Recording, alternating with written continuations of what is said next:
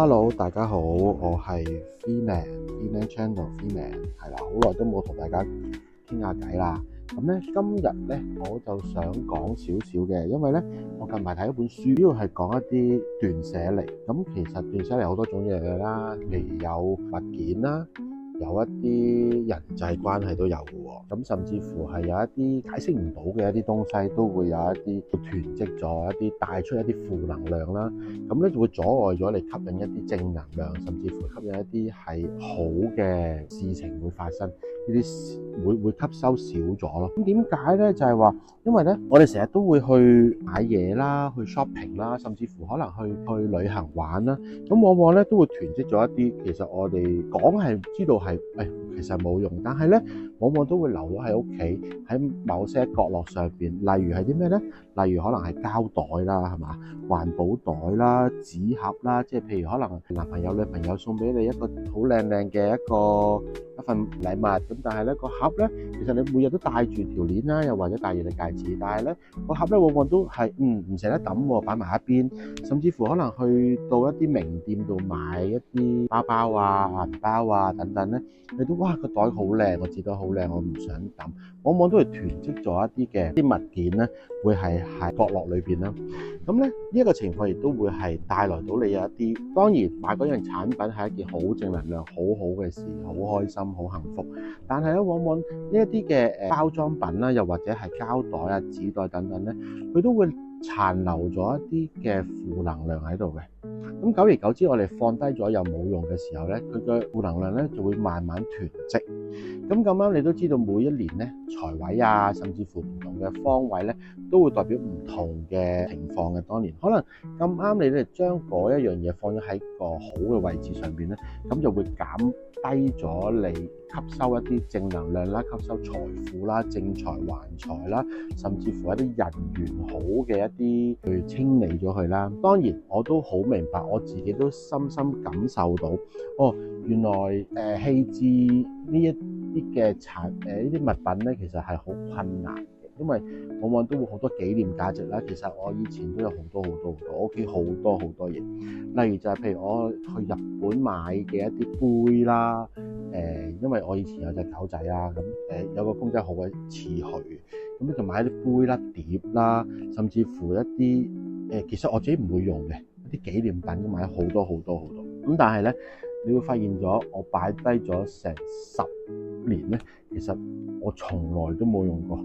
咁最後咧就喺新年前啦，我就要放下所有嘢啦，就係將我同我太太就揾咗一日，就係專幫我哋做斷捨離嘅。咁我哋已經我哋都抌咗差唔多成8個大袋啊！咁裏面包括咗啲咩咧？就係頭先所提及過嘅啲膠袋啦、環保袋啦、紙盒啦，甚至乎一啲好靚嘅朱古力盒啦，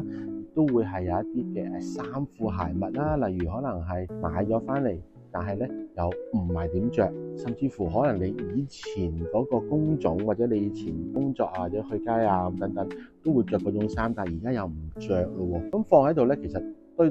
積如山，好似你啲衣櫃門都閂唔到咁樣。咁所以咧，我哋就會把心一橫，我哋都將全部嘢都斷捨離啦，全部清走晒佢。仲有一啲嘢，咁呢啲係我哋而家我做緊嘅嘢啦。咁仲有一啲就係譬如我哋結婚啦，生咗小朋友啦。咁啲小朋友譬如可能我有個女2歲咁樣講啦。咁咧我一啲家長啦，啲其他家長就喂，我個女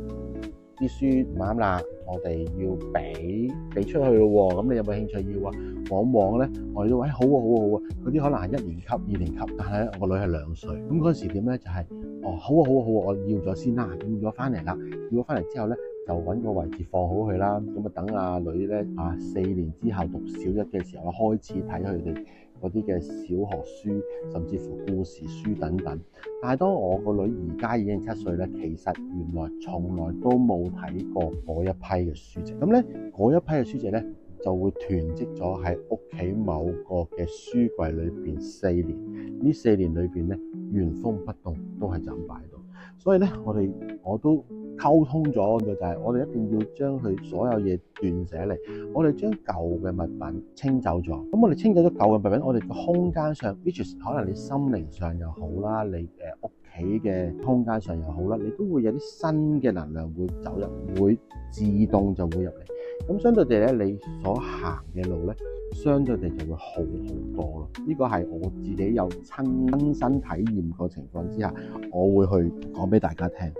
甚至乎咧，係我哋有啲，我哋自己都好啦，我哋自己都會買咗好多嘢嘅，例如啲圖書啊，等等等等都會係。咁另外有啲咧，譬如可能我哋以前拍拖嘅時候咧，想清潔間屋企好啲啦，咁咧我哋就見到有一啲好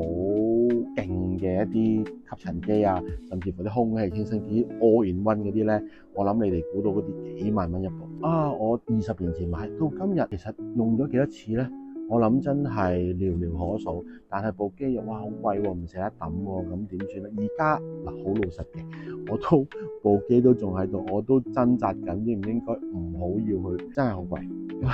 咁樣唔好要佢好冇咧？咁而家都仲掙扎緊，我諗我稍後時間我都要定一啲決定出嚟啦，咁樣咯。好，咁呢個就係我哋嘅喺物件上啦，就係喺一啲實物上嘅斷捨離啦。其實頭先我都提及過。點解會人際關係啦，甚至乎係一啲睇唔到嘅一啲狀態，都會有需要一個斷捨離咧？就係譬如我哋成日都會見到識人好過識字啦，係咪？成日都講住呢句説話，但係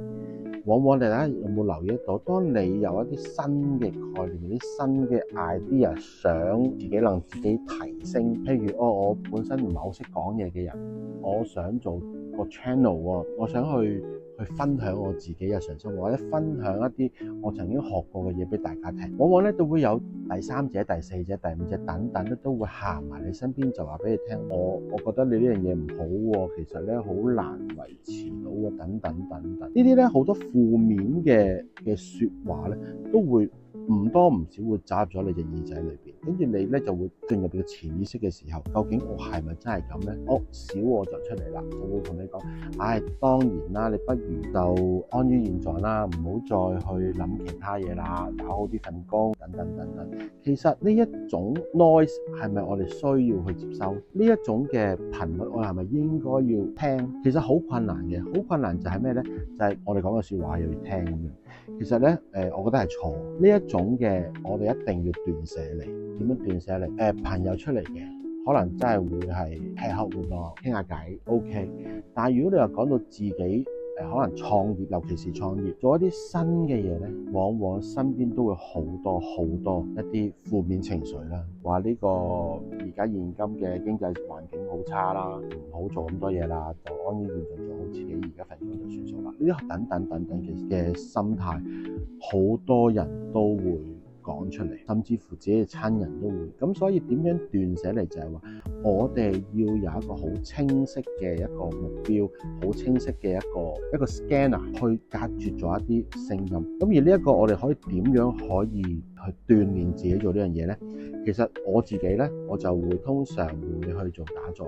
我自己會冥想，我自己會清空自己，每一天清空自己一切嘅好唔好嘅東西，亦都會去我自己靈擺，我會清理自己個心天裏邊